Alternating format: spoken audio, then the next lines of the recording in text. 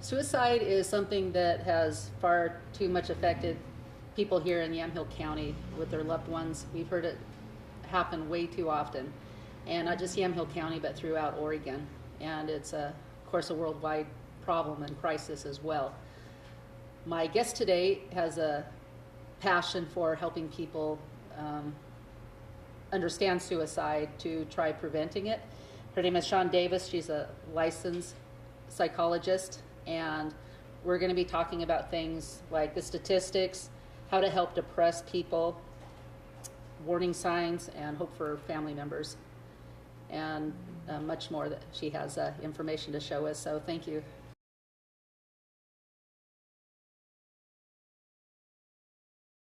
This is the part that I think is hard to talk about. When someone is successful, when they have completed a suicide, it leaves a devastated community of people behind, friends and family, and oftentimes those are people I'm working with. And so it's complicated. A lot of times there's guilt or shame, questions that will never be answered. The hurt is, it's very different than other kinds of grief, because if a grandparent dies of old age, we can talk about that with warmth, and people are very embracive. They get that. If my child dies because he chose to end his life, can I really talk to my friends about that? Sometimes people are scared to hear that kind of pain. And so being very gracious to yourself, knowing it's time. There's not 7 steps to feel better, that you need time to grieve. How do you handle it as a friend of somebody who's grieving?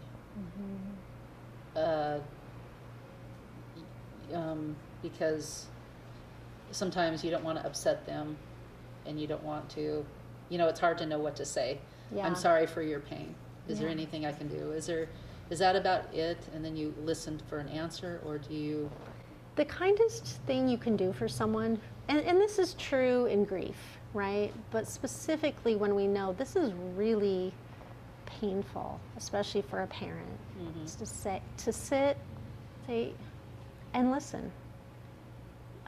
Oftentimes we need to talk about our loved one who's gone, and we want to remember the good memories. We want to talk about what we don't understand or the hurtful things. And there's not a fix. There's not an answer, right? We definitely can support with faith, the prayer and all that, but really, truly, when I'm suffering in grief, I need to just be able to talk, even if I tell the same story 500 times. And it really, truly is a gift to be able to sit in someone's pain with them.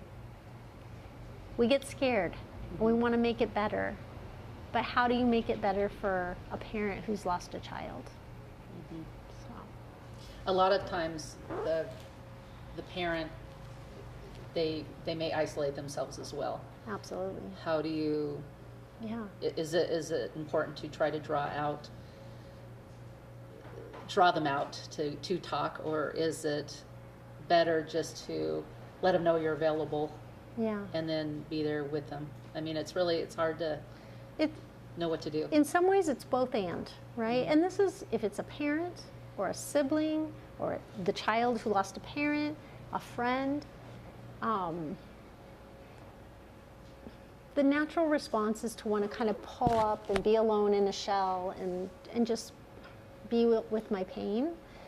And so sometimes just showing up to just be there. Being respectful, of course. If someone really needs some quiet time, they need the quiet time. That's part of healing too. But sometimes being there to offer in person. Someone may say, no, I want to be alone, and you show up with some hot tea and biscuits, like it can feel very good. I think the sensitivity to know in that moment, but really truly that human presence, that's the gift. the piece for the individual who's grieving is knowing that connection is what you need, right? You're not alone. If you need to rage, because sometimes you're going to feel angry, and maybe you don't want your closest friends to hear all of that, there are so many online groups. I mean, that's a piece of cake in today's world, to find groups where we can say what we need to say and hear other people's story and all of that. But whatever form it is, church, work, friendships, family, wherever it is, finding ways to just be present. And there's grieving groups. Yes. Some of the numbers you gave Absolutely. to access. So everybody has lost somebody, and they can just sit and talk about it. And That's right. I would think that that would be very helpful. Yes. And locally, we have some, I know in Newburgh at the Providence Hospital, they've got a grief group that meets twice a month, and it's a fairly small group, and it's been very meaningful for people who have attended. Again, I think online's the best way to find what's happening right now, because sometimes those are always changing. But many of the churches have grief groups. Yeah. So Finding that place. yeah. I think the other piece, and of course I say this, I'm a psychologist. It can be very, very helpful to find a professional to work with. I know for myself, even when my mom died of natural causes, right? Having a therapist who was so skilled at letting me work my way through my grief process really, really helped in my healing. It was just different. In something where a loved one has committed suicide, the layers of things we tell ourselves inside are just immense. Having someone who really understands that and gets that is crucial. Yeah. All right. So Anything else? I think that's it. Is that the end of the slides? I think so. Okay. Yep. All right. Well, thank you. I would like to think that nobody needs to watch this because this doesn't go on, but we know it does. And unfortunately, we're caught off guard when we hear of somebody that we knew of, and why it happened. And it's easy to sit back and think, well, they just needed to wait it out, or they could have come and talked to me. And but it still happens. And so It does. yeah, I thank you for your time. And Thank you. all right. And this will be on YouTube if you want to access it, for the numbers, or, if you find yourself in a tragedy in the future. There's really, it's hard to know what to do. There's so many different issues and things that cause people to be depressed or cause people to want to go through this. And ideally, just be aware of it so you can prevent it. Be a friend to somebody. Watch the warning signs. And even if somebody's not suicidal, a lot of times, just watching for people who are depressed and taking them out and spending time with them is necessary too.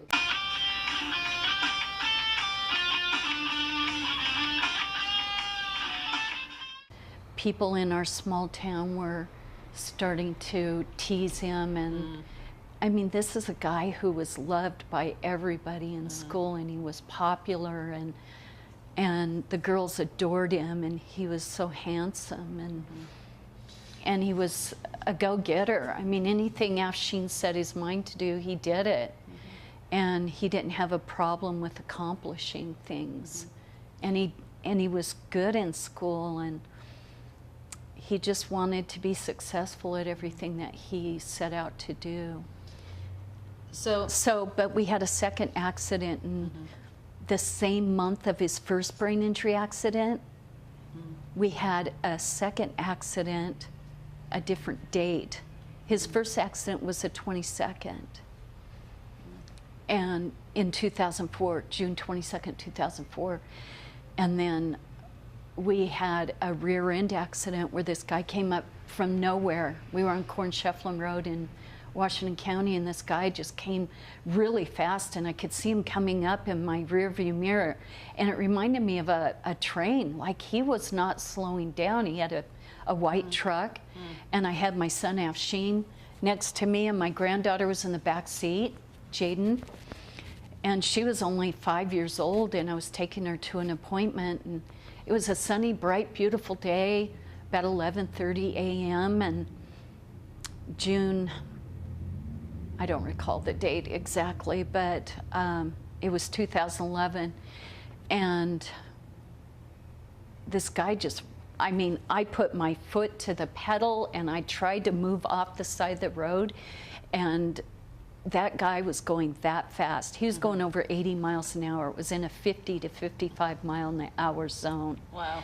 And it was a rural highway that is common, that many people travel on. Anyway, he rear-ended us before I could even get off the So you think road. that, so you, Well, my son had So he went suffered a whiplash from that, from hers. that. Was it, Oh, yeah, was it definitely. physically, or was it the mentally, or the mental part was already injured, so it just compounded it worse? Is that? Well, it made it a lot worse. I mean, 2010 and 2011 is when he was going to college, and he had to drop all of his courses in After the 2011 accident? in the spring because he couldn't focus, he couldn't think straight. Oh, wow. He couldn't study. He asked me if I would help him study on his courses. And I heard when you lose a child, you never get over it. You just learn how to Cope with it. cope with it, and but you've been able to find nuggets in Of gold, Yeah, of but- wisdom of- from God. yeah, and you've been able to help people. Well, How's shortly. that process Okay, gone? so he took his life on December 17, 2013. And God showed me, because I went to prayer right away. I said, God, I don't understand, because he had went away to LA for a few months to help his dad start a business there in 2012. He left before Christmas, which was one of his favorite holidays. He loved Christmas. And he went there in Los Angeles and seemed to do fine for a few months, but he wanted to come back home. And his father wasn't understanding his brain injury because he wasn't here when it happened. He didn't see what changes took place with Afshin emotionally and mentally. And I just can't imagine what it must have been like for him. He was so brave. I mean, to hit your head that hard and still act like you're normal. He must have really tried. I saw that he tried so hard to be successful, even though he had all of these things going on in his mind, fighting against. But he didn't seem to be able to express what he was fighting. He didn't seem to be able to be vulnerable enough about it. He just kept it to himself. But with his memory issues, short-term memory problems and long-term memory problems, it was difficult probably for him to remember from moment to moment what he was experiencing. Right. So For as him you were to saying, explain to us as you what said, was that going on mentally, maybe he forgot. And he was just trying to function in the moments. Yeah. And so it's so deep, it's so intricate. And I've tried to unravel things. It's been 5 years. I have literally gone over papers that stack up at least this high from doctors that he saw in the hospitals and therapies that he had and counseling that he had and intake notes, and tried to make sense of what was he going through. And there were things that he said to the doctors that he never said to us. And that's heartbreaking. It just breaks my heart as his mother that I didn't know some of the fears that he was struggling with. So you wish you would have more one-on-one time with him, even with all the other stuff going on, that you could have really reached him and diverted this. Yes, because, well, I wished I hadn't let him go to LA, but I thought it'd be good for him to get his mind off of here, have a new scenery for a while, and be helpful to his father in building a good business with him, and that would be a positive experience for him and his father and build their relationship stronger. And so he came back on August 29th, 2013. He didn't even remember that it was my husband and I's anniversary. And one of our activities that we just loved to share together doing was going to the beach. And we would go, and I bought him a new phone in September, and we went to the beach, and we were talking about things and taking videos, and we were laughing, and it was a sunny, bright, beautiful day, and I said to him, and I don't even know why I said this to him because I normally don't talk like this, but I said, it came to my mind, I said, Afshin, if something happens to me, but in my mind I was thinking to say to you, but then I thought that through and thought, that's not a good thing to say to him because it might make him think that I'm wondering if he's, you know, something bad's gonna happen to him. So instead I said, if something happens to me, I'm gonna give you a technological message that I'm alive. And he said, Mom, I'll do the same for you. And so we went to lunch and went home that night, but I took a video of him, I still have it, and it's one of my favorites because it was our very last time at the beach together, and it was so beautiful. And he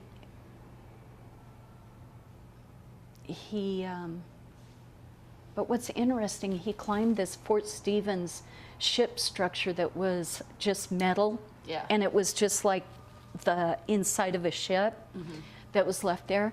And he got to the top and he stood straight up on the top, and for some reason, we had just had a great time meeting some people down there, some Christians that we knew that were camping at Fort Stevens. And then we met some that we didn't know, and he was throwing the Frisbee with them, and then he climbed this structure, and I had the thought, is he gonna jump off of there?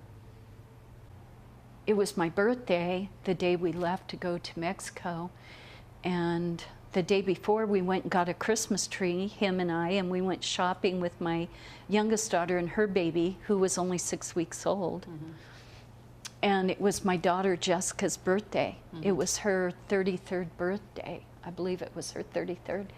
And so we were supposed to meet for breakfast. Well, Afshin came back and he said a tree had fallen across the road. He was gonna meet us at Forest Grove.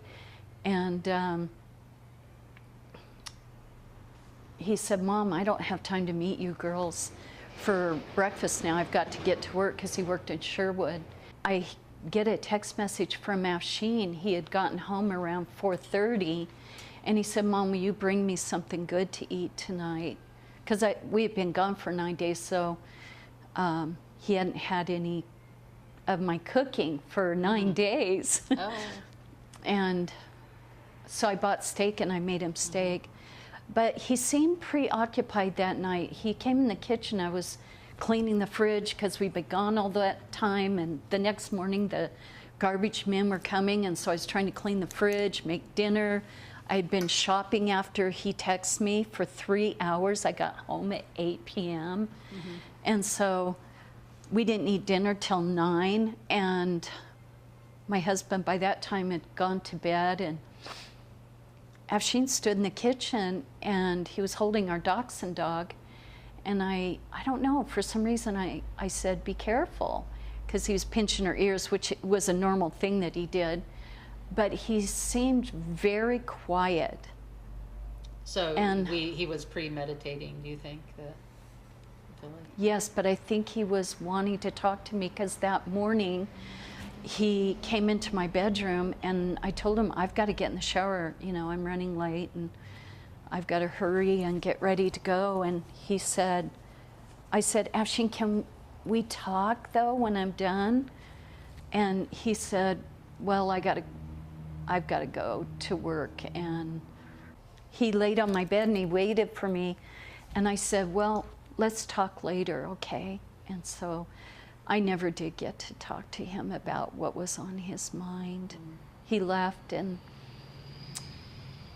for the second time he left and went to work, and then that night I got to talk to him after dinner. He kept calling me from the living room, wanting me to come and visit with him, and I gave him a bracelet I bought for him in Mexico, and he said he didn't really care if he had it, which was kind of unusual, because normally he never would refuse anything I gave him.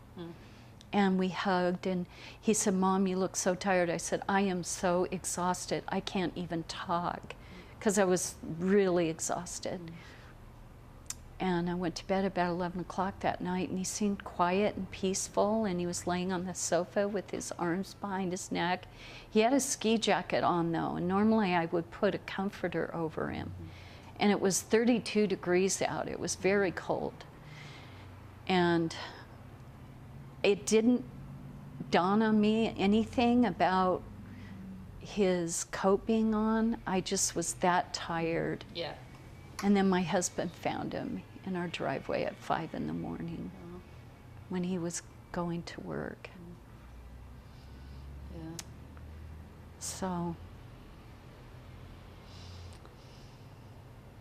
but I asked the Lord, I said, Lord, what is the scripture that you can give me that would give me some peace about all of this? I mean, I can't make sense of this. I don't understand. I loved him so much. I loved him. He was such a beautiful person, and I always thought he would be there for us when we grew older and help us. And that kind of guy that would have been.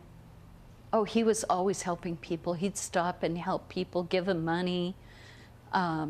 He was a very generous, thoughtful young man. Anyway, so God gave me the scripture, John 15:13, and he told me that no greater love than this, that a man lay down his life for his friends. And he had it confirmed to me that he meant to give me that scripture a few months later, after my son had died. Some close friends of ours, we all went to the beach one day, and they came back with us, and we got home about midnight, and her husbands were Jim and Darcy Barth. We were walking through our house, and they were praying through each room with us, and Jim blurted out that scripture upstairs in the living room where I had gotten the scripture from the Lord. Oh, that's beautiful. And he said that scripture, and it was a confirmation to me that maybe Afshin thought that he couldn't, he was afraid he was going to hurt himself or hurt somebody. Yeah. And I think he felt he only had one choice in that moment, that he was considering suicide. Yeah. But a couple of days after we got back from the funeral home, we noticed the floodlights were unscrewed in the driveway, and we didn't know if he had premeditated it or not. But we did realize he did. He had planned it because the lights were unscrewed, and nobody had done that. But we didn't notice it until after he was gone. I just wished we would have seen it, because he picked us up from the airport and brought us home that night, and then he went out for a while. But we took him out to dinner after he picked us up from the airport, and we ate together. He seemed fine, but he was quiet. Yeah. We talked to him about our trip a little bit. Anyway, there's a lot more that I could talk to you about and share. Thank you for watching the series on suicide. If you didn't get a chance to watch the entire series and you'd like to, or you just would like to watch it again, feel free to stop by at the shop, or you can watch it on YouTube.